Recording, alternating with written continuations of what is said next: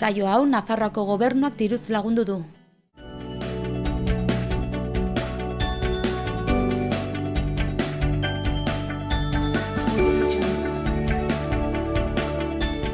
Arratsaldeon ikusentzuleok, iraiak 18 dugu gaurko astelena eta egunez egun Iruña herriko hotsak eta zaratak saioan gaituzue.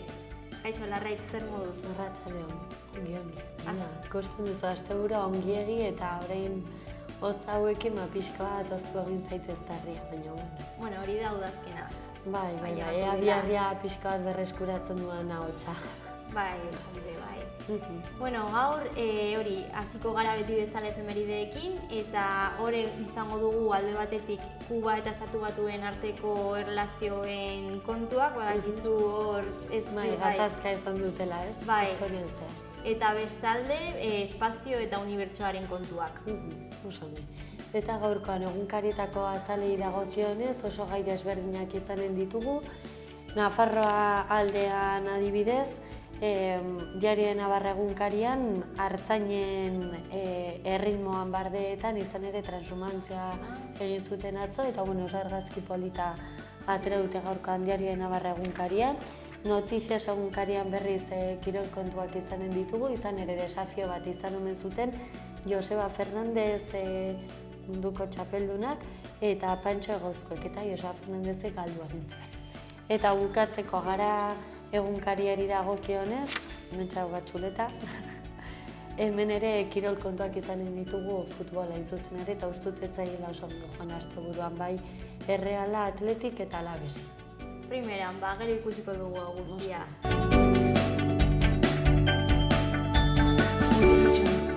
Az gaitezen gaurko efemerideekin. Gaur bezalako egun batean 1960 urtean, Fidel Castro New Yorkera ailegatu zen Nazio Batuen erakundean diskurtso bat emateko. Historiako lehendabiziko aldia izan zen eta ordurako bi herrialdeen arteko erlazioak gaizki joaten hasi ziren. Era berean, 1977 urtean, Voyager bat zunda espazialak historiako lehendabiziko argazkia atera zuen non ilargia eta lurra argazki berean elkar ikusten ziren.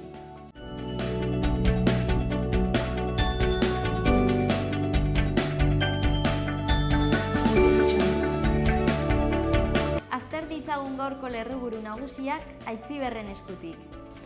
Arratsaldeon Ainhoa, arratsaldeon Larraitz, hauexe dira gaurko egunak utzizkigun lerroburuak.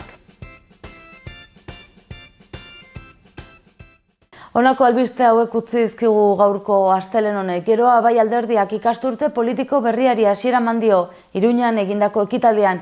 Uxue Barkosek gobernu osatzeko sinatutako akordio programatikoa babestu du.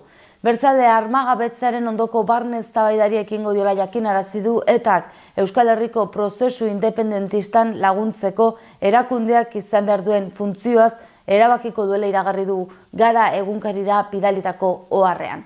Sanferminetako taldekako bortxaketa azaroaren 13an hasiko dira epaitzen, biktima Nafarroako epaitekira joan beharko da, baina ez ditu 5 akusatuak ikusi beharko. 300 egun bete dituzte espetxean jada Altsasuko gazteek epaiketaren zain, epaiketa azaroan edo abenduan hasi daitekela uste dute euren gurasoek. Eta Europako Inbertsio Bankuak Nafarroan dauden alokairu sozialeko 52 babes ofizialeko etxebizitzen erdien eraikuntza finantzatuko du 40 milioirekin. Eta ez behar bat izan da errepidean, 2 pertsona larri zauritu dira Leitzan autoistripuan, Nafarroako ospitalera eraman dituzte 2 zaurituak. Eta azkenik, edo albistekin bukatzeko, Amaia Aranguren artista iruindarrak erakusketa aurkeztu du. Ikusgai dago hurrengo azaroaren 15 arte Ziudadelan.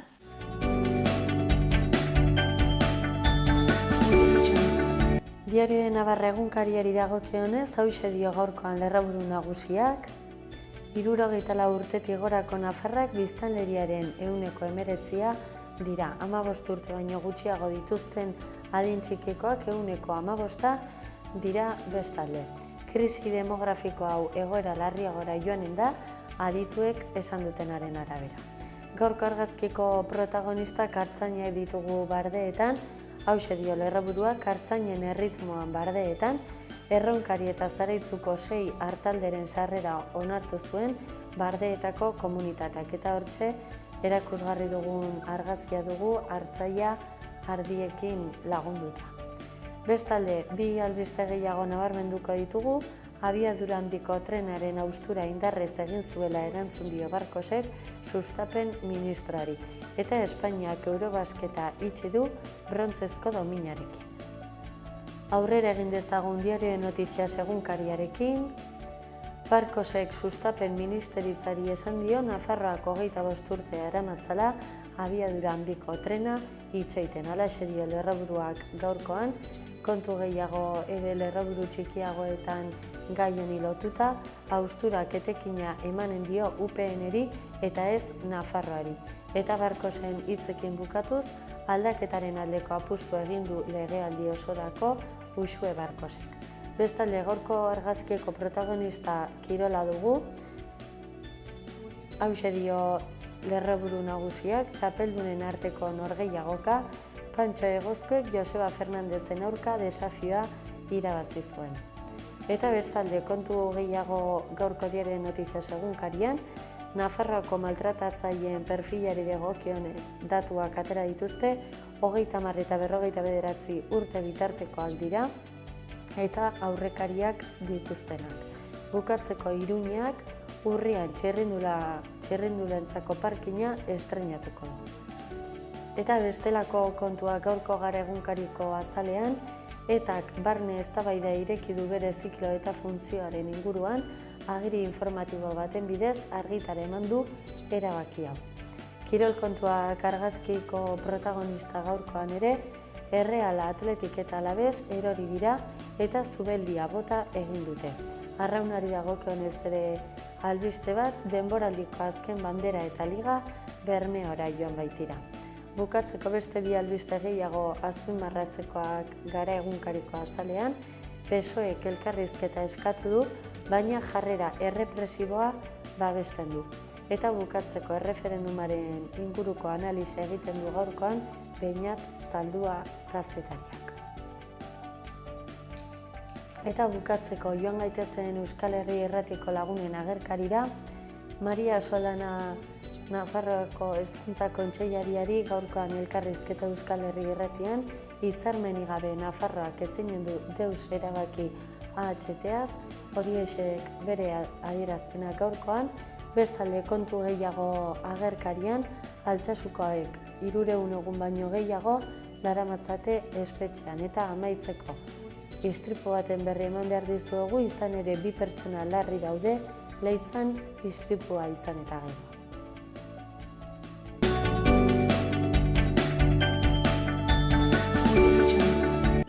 Ikus dezagun gaurko eta aste honetako agenda.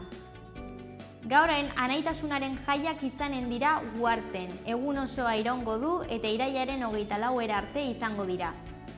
Asteazkenean kontzertua Nebula Tabernan, arratsaldeko 8:30 izango da, sarrera 18 eurokoa eta taldea The Goris. Ostiraletik igandera San Fermin txikito ospatuko da Iruñako Alde Zarran. Ostiralean kontzertua Takoma Burgoen plazan izango da arratsaldeko 8:00, doakoa da eta Zentral Kafe Antzokia antolatzen du. Ostiralean ere beste kontzertua izanen da Baluarte Jauregian, arratsaldeko 8:00 izango da, sarrera 50 eurokoa eta Nafarroako Orkestra Sinfonikoaren esku izango da.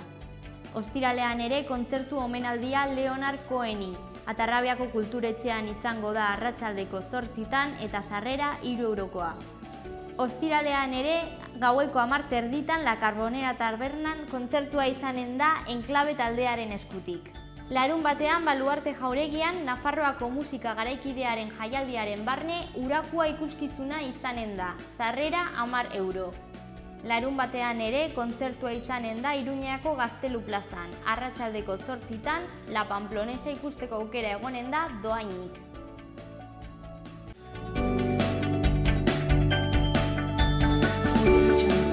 Irailak 18 dugu gaurkoan astelene ikus dezagun zenolako albisteak utzi dizkigun gaurko egunak Iruñean eta Iruñerrian. Iruñarekin hasteko, Alde Zarreko atsegintze planaren barruan Trinitariosetako parkina estreinatu dute, osotara 180 plaza berri izanen dira.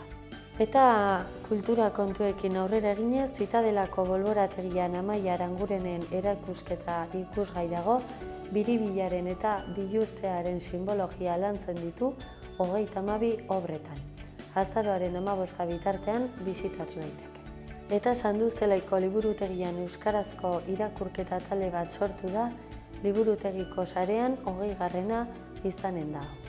Konpainia zentroan 15 ikastaretan izen emateko aukera gaurtik aurrera irailaren 21 arte, teknologia berrien ingurukoak dira emakumei zuzenduak. Eta Kanadako David Diamond antzerkigileak tailer bat eskainiko du bihar, antzerki eskolan zapaldutako antzerkiaren ingurukoa izanen da, arratsaldeko 8:00 aurrera. Eta Antsoainekin aurrera eginez, Nafarroa Rosa Sarairen alde entitate eta saltokiak kapentzeko 3. lehiaketa burutuko dute, datorren urriaren 6 arte parte hartu daiteke. 2017ko kanpainari dagokionez, amorru kontrako txertaketa identifikazioa irailaren 25an eginen da goizeko 9:00 eguerdik 1:30 Berrebitik kalean. Eta kanpoan pintatzeko Antsoaingo aurren 2. lehiaketa eginen da irailaren 30an.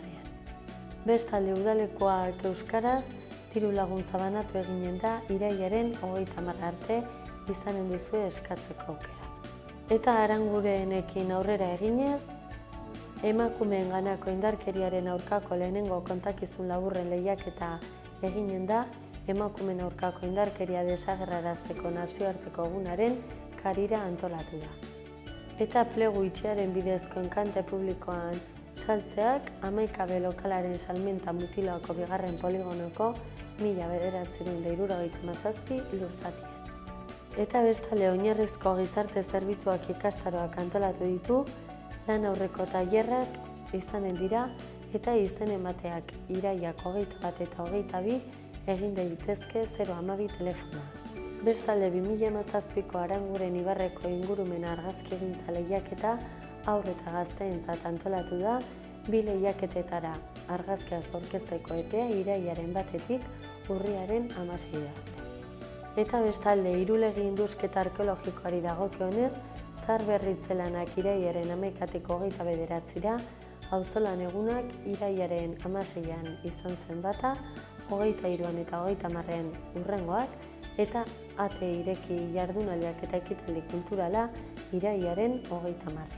Eta bukatu dezagun Barainainekin, diru laguntza kultura 2017ko Olentzero eta 2018ko errege kabalgata antolatzeko deialdien oinarriak atera dira, Barainengo udala kultura arloaren bitartez 2017ko Olentzero eta 2018ko errege kabalgata antolatzeko helburuz deialdi hauek ezartzen ditu 10.000 euroko eta 24.900 euroko diru kopuruarekin urrenez urren. Bestalde Barainengo udalaren kultura arloak 16 urtetik gorakoentzat zenbait tailer antolatu ditu guztiak Barainen ekologikoagoa, jasangarriagoa eta naturarekin hurbilagoa izateko. Izen ematea herritarrak hartzeko bulegoan.